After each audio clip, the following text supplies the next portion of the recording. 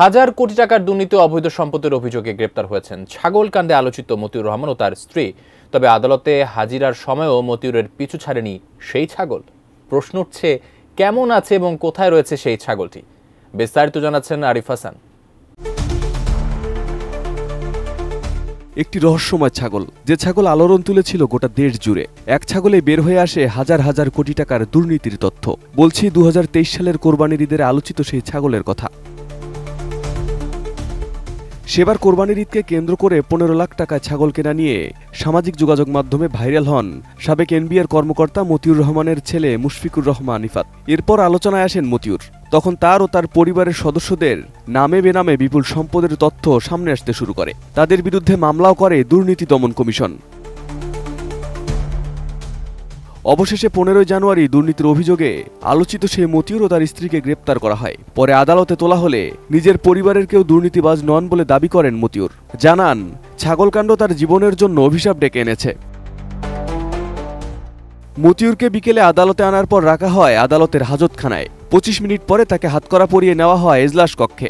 মতিউর যখন কাঠগড়ায় দাঁড়িয়েছিলেন, তখন ঢাকা মহানগর দায়রা জজ আদালতের প্রধান পাবলিক প্রসিকিউটর ওমর ফারুকি জিজ্ঞেস করেন, মতিউর সাহেব, সে ছাগলটি কোথায়? জবাবে মতিউর জানান, পিপি সাহেব, ছাগলটি আছে, তবে জীবনের জন্য অভিশাপ ডেকে এনেছে। পিপি ওমর ফারুকি আদালতকে বলেন, মতিউরের ছেলের ছাগলকাণ্ড আলোচিত হওয়ার পর দুদক তাদের সম্পদ অনুসন্ধান শুরু করে।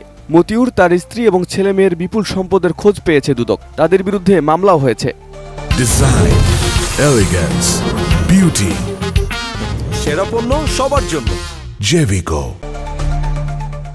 বিচারক এজলাস কক্ষে বসার পর পুলিশের পক্ষ থেকে আদালতকে জানানো হয়, মতিউর রহমানের বাসায় অবৈধ অস্ত্র পাওয়া গেছে। তার বিরুদ্ধে ভাটারা থানায় অস্ত্র আইনে মামলা হয়েছে।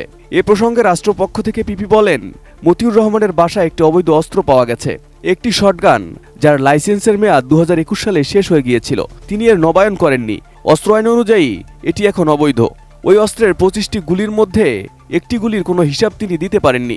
এজন্য পুলিশের পক্ষ থেকে তাকে 10 দিন রিমান্ডে নেওয়ার আবেদন করা হয়েছে। প্রায় 1 ঘন্টা ধরে সব বক্তব্য শুনে ভাটারা থানায় করা অস্ত্র আইনের মামলায় মতিউর রহমানকে 3 দিনের রিমান্ডে নিয়ে জিজ্ঞাসাবাদ করার অনুমতি দেন আদালত। এর আগে জ্ঞাত আয় বহির্ভূত সম্পদ অর্জনের মামলায় তার প্রথম স্ত্রী লায়লা কানিজকে কারাগারে পাঠিয়েছেন আরেকটি আদালত। 19 জানুয়ারি আদালতে তার রিমান্ড আবেদনের শুনানি হবে। Arif Hasan, ATN news.